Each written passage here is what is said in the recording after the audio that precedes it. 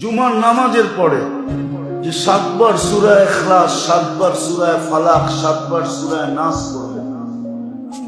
আর এই সূরাগুলা 3টা সূরা আমরা সবাই পারি। আমাকে নামাজ পড়ার পুঁজি তো এটা, ঠিক না? কয়টা পুঁজি? কি আমরা কি পুরা কোরআনের হাফেজ নাকি? হ্যাঁ, আমাদের অধিকাংশ মানুষের পুঁজি কয়টা? উপরে 10টা, 3 চিল্লা দিলে 10টা শিখছে। আর কয়টা শিখছে?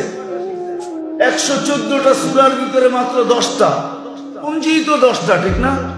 আল্লাহ কত বড় মেহেরবানি করছে যে একবারে নাকের ডগার সূরাগুলা, যেগুলা সবসময় ঠোঁটের ভিতরে থাকে, ওইগুলাই দিছেন।